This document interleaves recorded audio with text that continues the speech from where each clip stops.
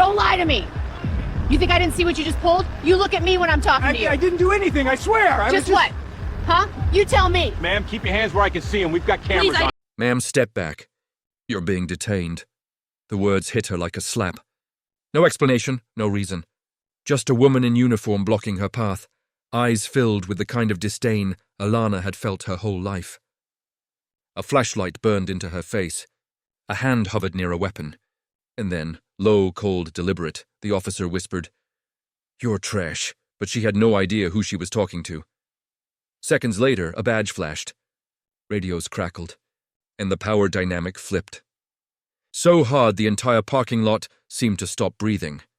This is the story of the cop who tried to break the wrong woman. It started like any other quiet evening for Dr. Alana Pierce, a federal compliance investigator with a reputation for dismantling corruption from the inside out. She had spent the day reviewing case files before finally stepping out to pick up a late dinner. The air was cool, the sun dipping behind the city skyline as she walked toward her car. Her mind still half on work and half on the leftovers she hoped the restaurant still had. She carried herself with calm confidence, the kind earned from years of navigating hostile boardrooms, questionable law enforcement reports, and agencies that buckled at the moment she flashed her credentials. But here, on this street, she was just a tired black woman heading home. She kept her pace steady, her bag close, her badge tucked away where it always stayed unless absolutely needed.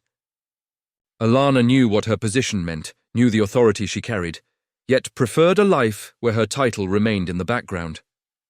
It was easier to blend in, easier to move unnoticed, easier not to startle anyone with just how much power she held behind a simple laminated card. But as she neared her car, something felt off. A patrol SUV sat at an awkward angle against the curb, engine running, headlights pointed directly across the lot. Inside, a woman sat in uniform, hands drumming impatiently on the steering wheel. Eyes locked on Alana in a way that didn't feel accidental. The gaze wasn't the curious kind people gave when trying to place a familiar face. It was sharp, dissecting, already concluding something without even a word spoken. Alana felt the familiar tension settle beneath her ribs, the quiet warning that had accompanied her throughout her life. Eyes on you. Stay calm. She kept walking, keys in hand. Breathe steady, but the SUV door swung open. Heavy footsteps followed. And before Alana could even touch her car door handle, a voice, sharp, commanding, unmistakably female, cut through the evening air. That was the moment her regular night ended, and the moment a career, just not hers, began counting down. The officer closed the distance quickly, too quickly for a situation with no visible threat. Her boots struck the pavement with the kind of authority meant to intimidate, not to investigate. Alana didn't turn around immediately. She knew from experience that even a simple movement could be misread, twisted into justification. When she finally faced the officer, she saw a woman in her late 30s, jaw set tight, eyes burning with a hostility that felt personal even though they had never met. The officer demanded to know what Alana was doing in the parking lot, asking the question in a way that suggested the answer didn't matter. Her hand hovered near her holster, not gripping it, but close enough to send a message. Alana felt her stomach tighten. She explained calmly that she was heading to her car. Nothing more. Nothing less. But the officer didn't seem interested in her words, only in her presence. The questions kept coming, sharper each time, layered with assumptions. Why was she here? Where was she really going? Who did she think she was? Alana's explanations were brushed aside, replaced by accusations wrapped in thinly veiled contempt.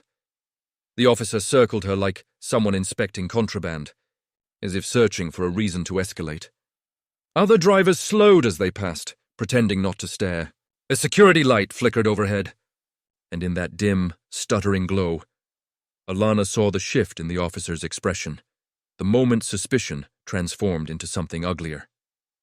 The woman leaned in, voice low but edged with venom, calling her trash, with a tone so practiced it seemed rehearsed. The word stung, not because it was new, but because it was so familiar. A reminder of battles Alana thought she'd outgrown. The kind of insult meant to degrade, to shrink her down to something small and powerless. But Alana had built a career on not reacting, on staying composed in rooms where people hoped to see her break. She inhaled slowly, letting the calm settle over her. Still, the officer continued. She demanded identification, not with protocol or professionalism, but with the smug expectation that whatever Alana produced would validate her assumptions. Alana reached quietly into her bag, pulling out her driver's license first. The minimal requirement, the most straightforward answer. But the officer barely glanced at it before dismissing it with a scoff, claiming it looked off, insisting it must be fake. Alana felt the shift in the air, the weight of injustice tightening like a rope. She knew this wasn't random. This was discrimination, hiding behind a badge. A woman with authority determined to misuse it. And if Alana didn't navigate carefully, the consequences could be severe. She warned gently that she had additional credentials, ones the officer might want to verify before making further accusations. But the officer only smirked, crossing her arms as if daring Alana to try. Backup was already being requested over the radio. The situation was spiraling, fueled not by evidence, but by prejudice. And Alana could see precisely where it was headed. She could feel the danger rising, thick in the air, and she knew the moment to reveal the truth was approaching, whether the officer was ready for it or not. The air felt heavier as the officer stepped closer, her shadow stretching across Alana's shoes. The parking lot seemed to shrink around them, the world narrowing to the pounding of the officer's heartbeat and the quiet steadiness of Alana's breathing. The officer demanded her real ID again, this time with open hostility, as if she had already decided guilt and was merely waiting to justify the punishment. Alana could feel the momentum building. This was no longer an inconvenience, but a threat. The officer's voice sharpened, cracking through the silence as she accused Alana of trespassing, resisting, and lying. Words layered with racism, disguised as procedure. And for a moment, Alana felt that familiar ache. The heavy truth that no amount of achievement, no number of federal clearances, could shield her from someone determined to see only the color of her skin. But then the officer made a critical mistake. She reached forward, grabbing Alana's arm with unnecessary force, announcing loudly into her radio that she had a non-compliant suspect. The word suspect burned, a label tossed casually onto someone who had done nothing but exist, in the wrong place while black. That was the moment. The line was crossed. Alana exhaled slowly and deliberately and reached into her inner pocket. No fear, no hesitation. She pulled out a black leather case, clean, simple, unmistakably official. The officer scoffed, ready to dismiss it again, until Alana flipped it open. The gold federal badge caught the faint security light, gleaming like a verdict. The officer froze. Dispatch, hearing the agency name spoken aloud, suddenly went silent. Then came the confirmation. The chilling realization that Alana didn't just have authority, she outranked everyone on the scene, and backup was already on the way. When backup arrived, they stepped out of their vehicles expecting a routine assist until they saw the badge glinting in Alana's hand. The shift was instantaneous. The tension that had wrapped the parking lot like a wire snapped in half. Officers who moments earlier approached with suspicion now slowed. Uncertainty etched across their faces. Their radios crackled with updates from dispatch, each one confirming the same detail. The woman standing calmly by her car wasn't a suspect. She was the highest-ranking federal official on the scene. Silence replaced hostility. Respect replaced accusation.